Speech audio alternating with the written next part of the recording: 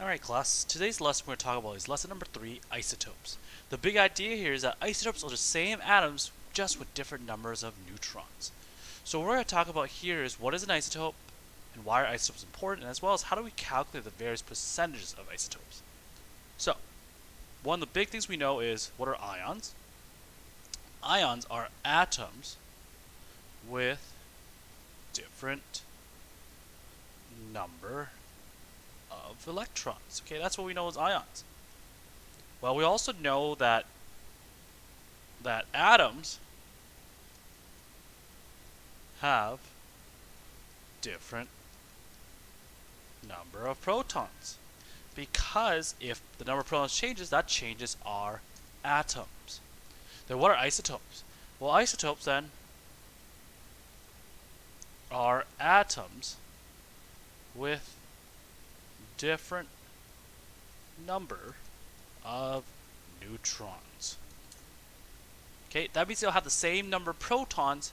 They will remain usually neutral, but their neutron are different. And because of that, their masses change. Okay. So an example would be carbon 12 is basically majority of carbon is carbon 12. There's also something called carbon 13. What this means is plus 1 neutron. There's one extra neutron. And lastly, there's something called carbon 14, which means we have plus 2 neutrons. So these are what we call isotopes. So, why is that important? Well, isotopes are important because of many reasons. They have different uses. So, different isotopes have different properties. So let's look at, for example, two examples. Let's look at hydrogen. So an example of this is, if you look at hydrogen, there's actually 3 isotopes of hydrogen. There's hydrogen 1. Hydrogen 1 is most of hydrogen. It's about 99.985% of all hydrogens. There's also hydrogen 2. This is really the other 0.0167%. And it's used in heavy water. It's used as heavy water. And we, instead of writing H2O, we call this thing a different name. We call this thing deuterium. Likewise, hydrogen 1 is called protium. But we also have another hydrogen, and this hydrogen is called hydrogen 3. And this one is human-made. It's not really found in nature. And now as a human-made, it's used in bombs. Atomic bombs. Hydrogen bombs. And we call this one tritium. So when we look at hydrogen 1 has 1 proton, no neutrons. Hydrogen 2 has 1 proton, 1 neutron. And hydrogen 3 has 1 proton, 2 neutrons. Just by changing the amount we have here of neutrons, it changes its property. So that's something that's very special.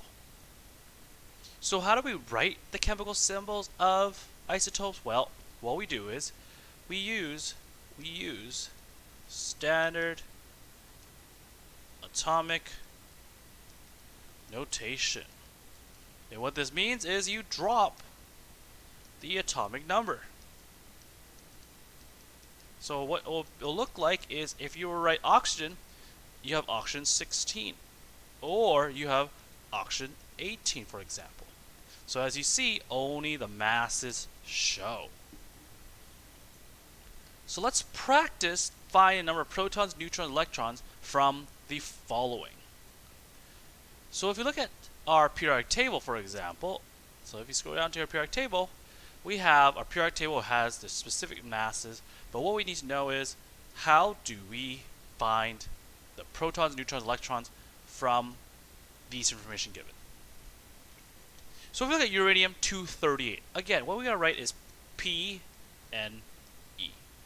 Proton, neutrons, electron. What is the number of protons in uranium? Well, if you look at your periodic table, uranium's number 92.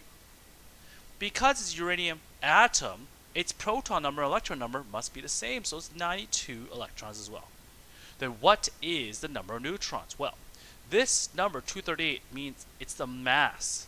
The mass is made of protons and neutrons. To find neutrons, it's mass take away protons. So it's 238 take away 92. And we get a neutron number of 146. If we look at uranium-235, we see that in this case, the proton number and electron number are exactly the same, 92 and 92. But the neutron number, well, its mass went down by 3. That neutron number drops down by 3 because the proton number never changes because it's still uranium. If we look at oxygen, proton, neutron, electron. For oxygen, oxygen has 8 protons. It also has 8 electrons. How many neutrons does it have? It has 16, take away 8, that's 8 neutrons. If we look at oxygen 18, well, the number of protons stays the same. The number of electrons in this case stays the same because it's an atom. The number of neutron, well, the mass went up by 2. The number of neutron goes up by 2.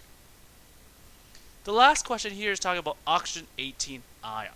Now what this means is oxygen becomes an ion. That means its electron changes. How does oxygen ion change? Well, in this case, oxygen becomes an ion when it gains 2 electrons because it leads to it having a -2 charge. So when it leads to having -2 charge, it's because it gained 2 electrons. So in this case, if we write Pne, our proton never changes, it's still 8. It's oxygen 18, so it has 10 neutrons. But this time, because initially it had 8 electrons, now it gained 2, and now it's 10 electrons as well. So what we're going to move on to is, what is average atomic mass? Average atomic mass is the mass we see on the periodic table. Okay? Which means that they're not whole numbers. So let's take a look. If you look at your periodic table, you could see that some of the elements are whole numbers. So for example, hydrogen is 1, helium is 4, right? Beryllium is 9, carbon's 12, but some of them are not. Why is chlorine 35.5? Doesn't mean that it's half a neutron or a proton. Why is neon 20.2? Doesn't mean it have 0.2 of a neutron or proton. It's not that. These are called average atomic masses. And what average atomic mass is the average mass of all isotopes in nature. So that means if you scoop up a bucket of iron, you're going to find that iron has a lot of different isotopes. That gives it an average atomic mass of 55.8. So we got to know how to calculate this. Well, let's look at, for example, carbon. Carbon is actually a really famous example. Carbon, we has 3 different isotopes: carbon 12, carbon 13, and carbon 14. Carbon 12 makes up 98.9% abundant. Carbon 13 makes up about 1.1%, while carbon 14 makes up 0.000. I gotta count the number of zeros I have, so I have 1, 2, 3, 4, 5, 6, 7, 8, 9. So 0.001, so it's 4, 5, 6, 7, 8, 9, 1%. And if you look at carbon molar mass, you will see that carbon's molar mass is 12.0. But it's actually 12.01. And that 1 is coming from the fact that there is a bit of carbon 13 that increases its average atomic mass by 1. So how do we find average atomic mass? Is there a way we could find it? Yes, we can. To find average atomic mass, we actually gotta do a bit of math. How? Well, what we do is first step is we convert our percent abundance, which is the percent of each of these isotopes, to decimal. Number 2, multiply each decimal by its atomic mass of each isotope. So for example, if you're trying to find for carbon 12, you take 98.9% as a decimal and multiply it by 12. And number 3, step 3 here is you now add up the values. And this will be your average atomic mass. It's what's going to show up on the periodic table. So if you want a formula, the formula ends up being this. It's percent abundance times the isotope mass plus percent abundance, I'm going to write it a short form way, times isotope mass plus ... equals the average mass. Okay? So, based on how many isotopes you have, you're going to add them all up. So let's practice this with our example. Find the average atomic mass of chlorine, which has these two isotopes and these percentage abundance. Okay, so what we have here is we see that chlorine 35 has a 75.77%, while chlorine 37 only has the other remaining 24.23%. So what we do, we take this percentage, the first one, which would end up being 0.7577, and we multiply it by its isotope mass, which is 35. And we add that to 24.23% as a decimal, and we multiply that by its mass. And this should give us the average atomic mass of chlorine. So if we do this in our calculator, we get 0.7577 times 35 plus 0.2423 times 37 gives us 35.4846. Now, if you look at your periodic table, you're going to see that chlorine has an average atomic mass of 35.5. If we round this number, it will give us, in a sense, 35.5. So that is why you can find the average atomic mass that way. Now, what if we're talking about what happens if we got to work backwards? What happens if we were asked to find the percent abundance of each isotope present? So what this case means is, if you're given the average atomic mass, you're given the isotope mass, can you find what percentage is available of each isotope? And the answer is yes. But there is a limit in this case. So it's only, here's a little thing though, it's only limited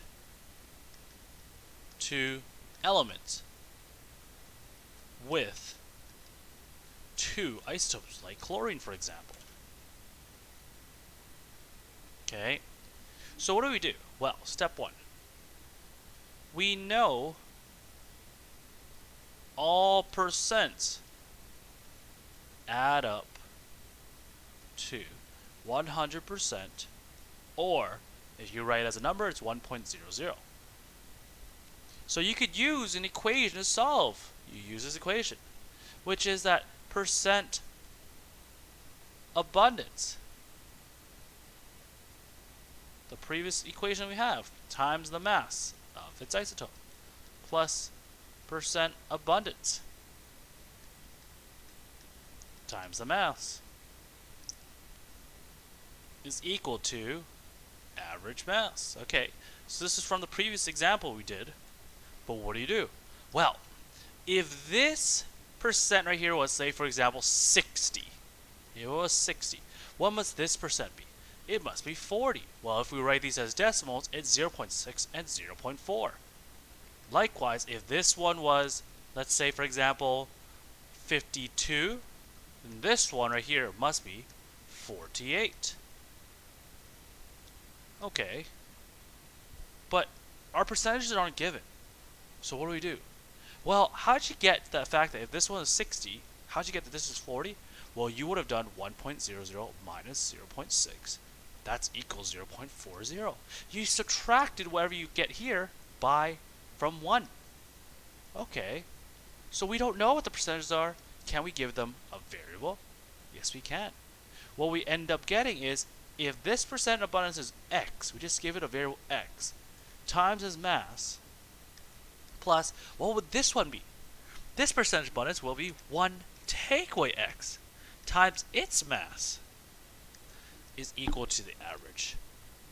So we're going to use this equation to help us solve for x, and then solve for 1 take away x to find the other percentage. So this is 1 percentage. This is the second percentage we're going to solve.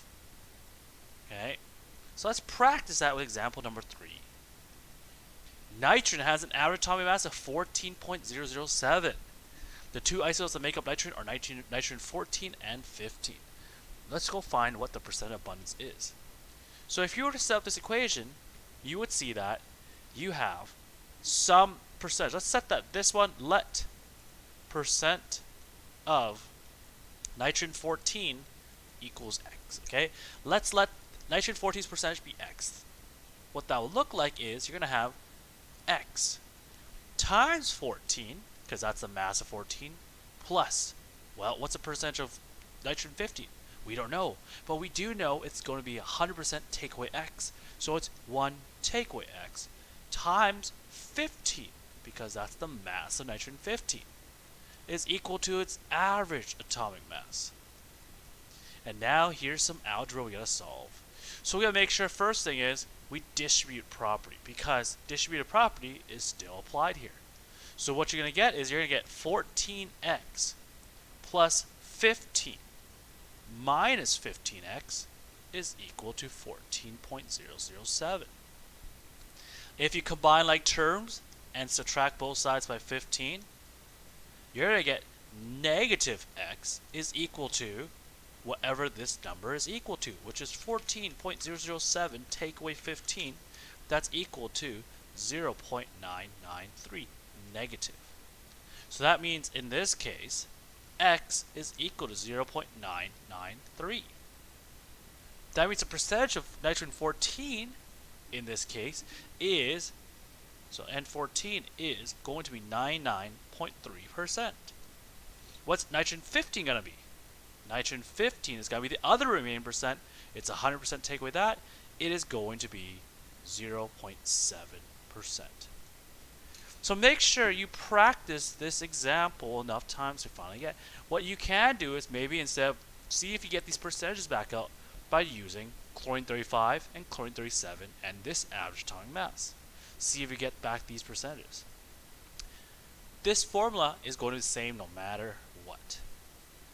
So make sure you have enough practice. This is your assignment for this lesson. Other than that, make sure you keep yourself safe and healthy, and I'll see you soon.